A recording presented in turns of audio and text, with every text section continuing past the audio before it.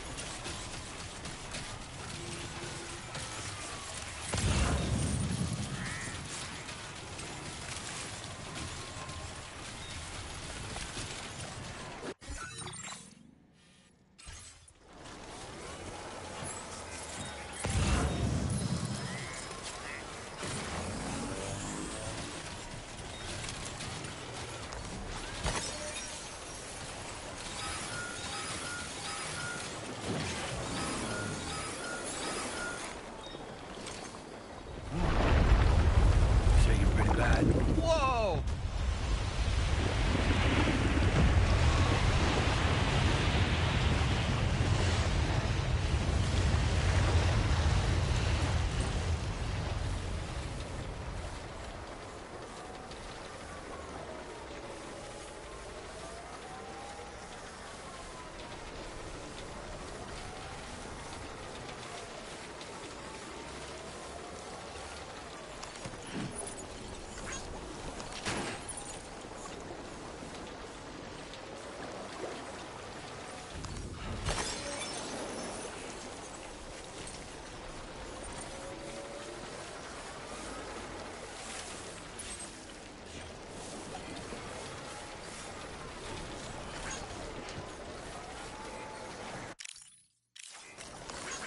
Came in handy. Thank you, Cotton. Came in handy. This one's for you.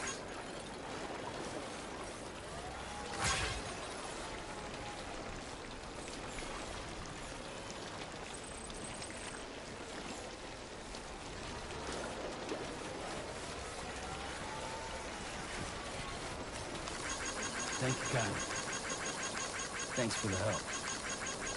Came in handy. This one's for you.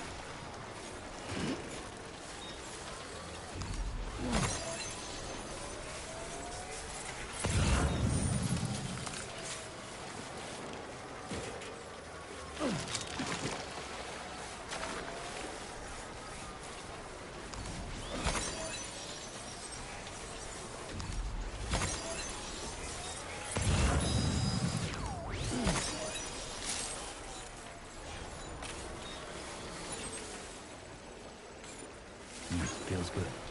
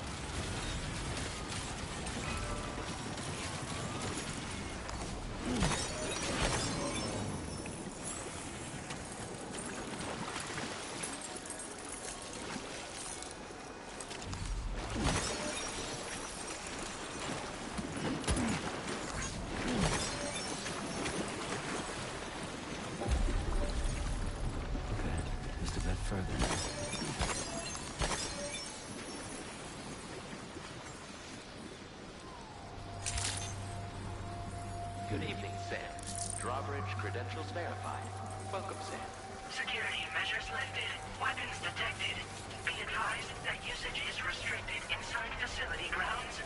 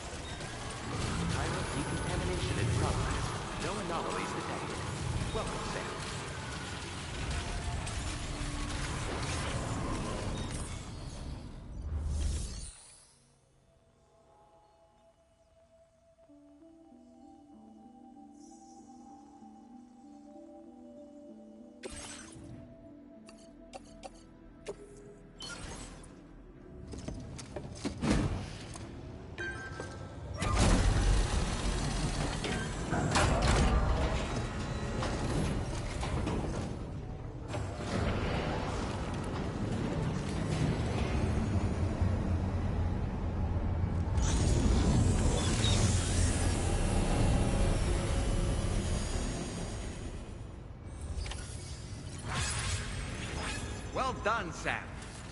I've never seen a working monorail before. Think of all the stuff it could carry.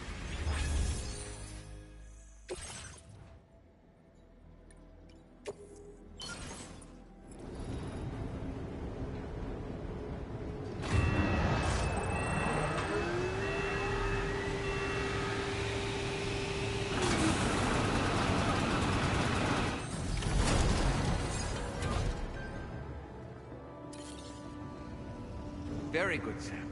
Now all you have to do is load the extracted materials onto the monorail for transport. Let's begin by accessing that delivery terminal.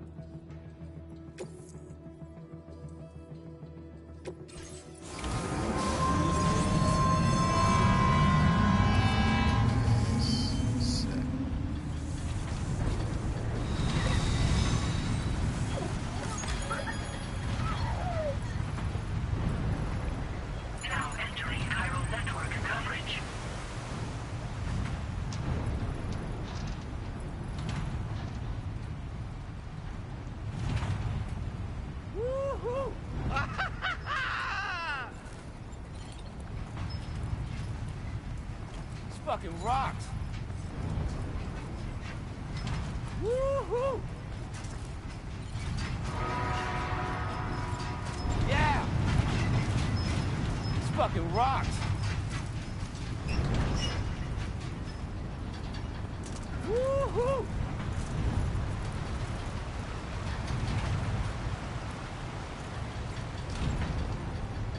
Yeah!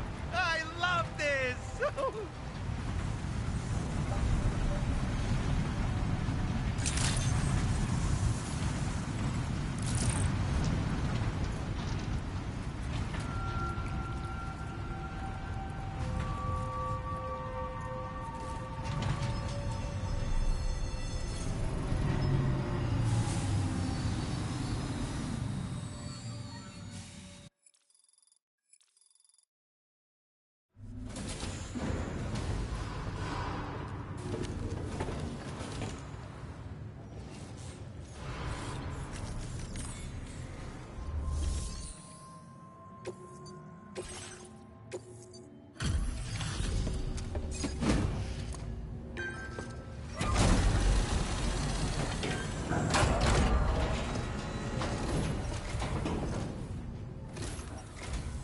Did you actually manage to restore the monorail? Awesome! With it back up and running, you'll be able to transport materials from the mines. Right. Sorry. Let's take a look at these materials you brought.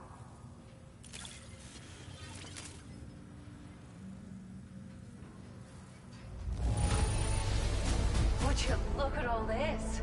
I think it's safe to say we'll have nothing to worry about for a while.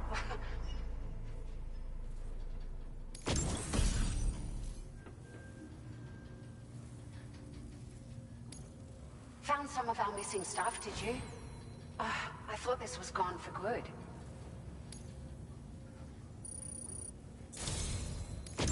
We've made some great strides in our research thanks to you. If it's all right, we'd like you to have this.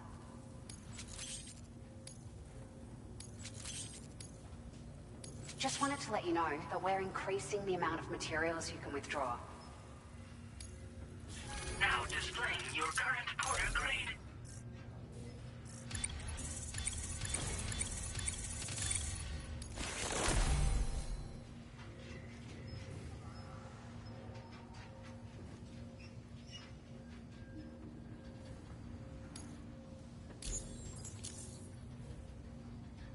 Oh, here's a little something extra as thanks.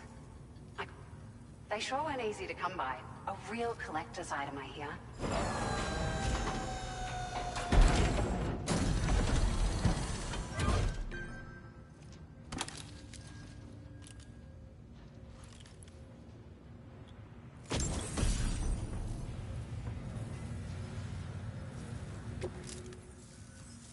We really appreciate your help.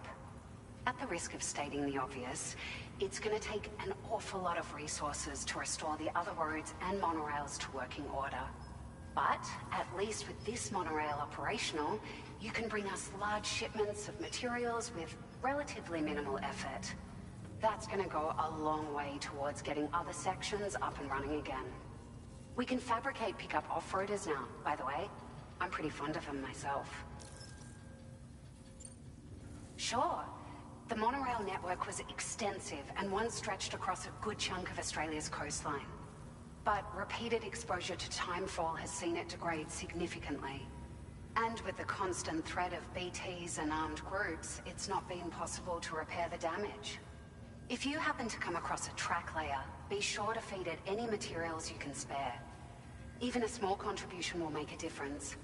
Anyway, just something to think about.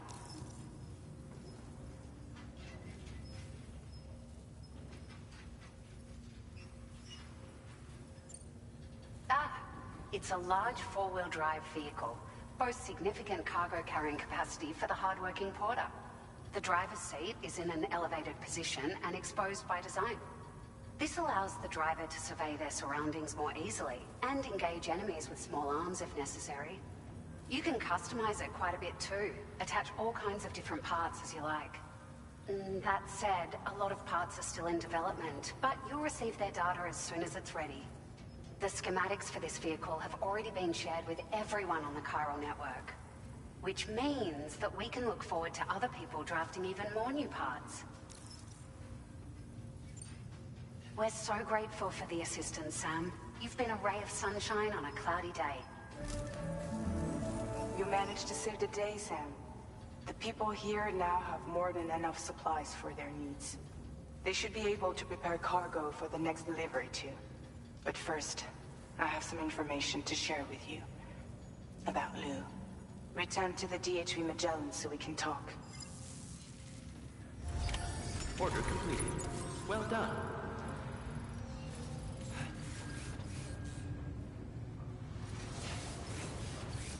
Feels good.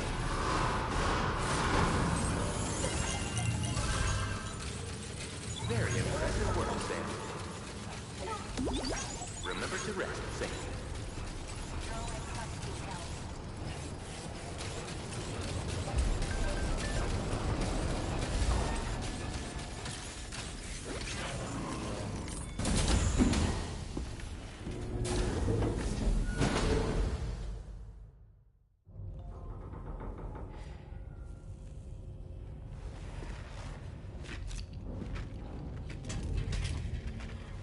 Hey, Sam. How's it going? I have updates for you, if you have time. I take it you've learned more about Lou? We followed up on the message Deadman left for you at the lab. About how there was another BB-28, not Lou, who, according to the records, was decommissioned 4 years ago. The first time you and Lou met was about 2 years ago now, when you were entrusted with the BB previously issued to Bridges Corp's disposal.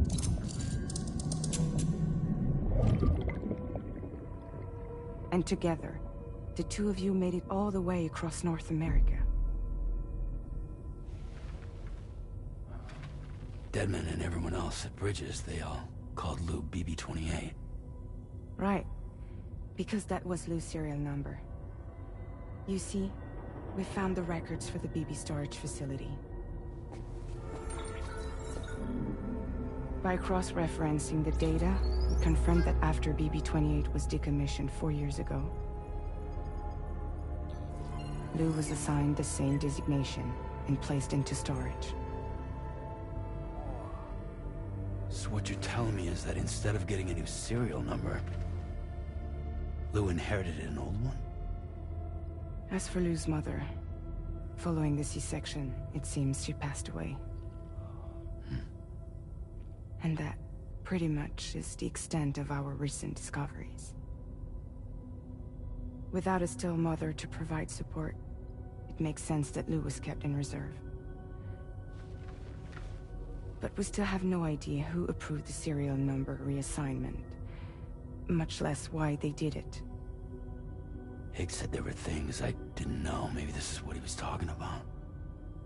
I think it could be.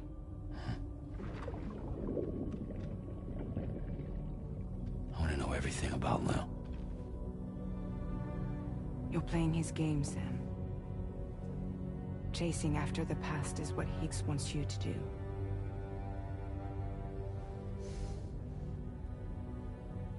I need to know where Lou came from. I have to know. If you're sure, Sam, I'll keep digging. In the meantime, you should get plenty of rest before your next mission.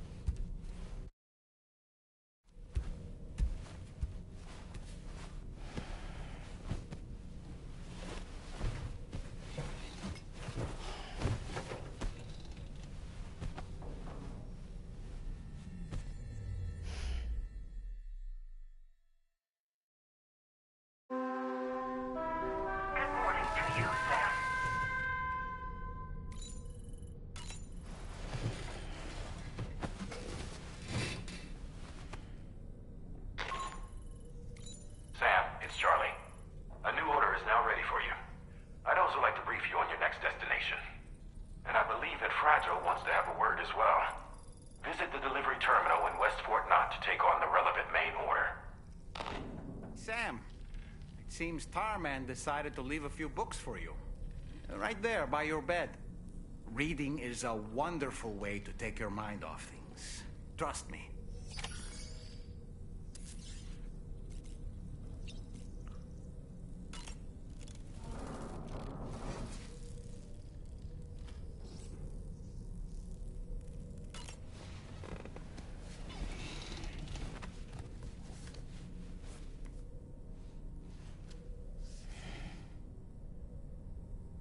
That's Tarman's son.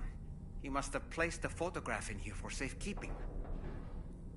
This is an important memento. Why don't we go and take it to him?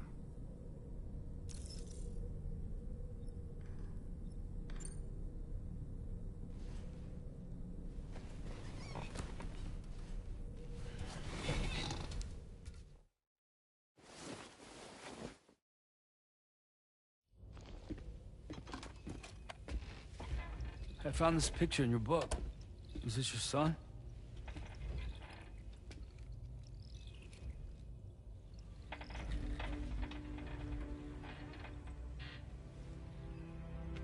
Thank you. Yes. He's still out there somewhere, borne along on the currents, with this right hand of mine.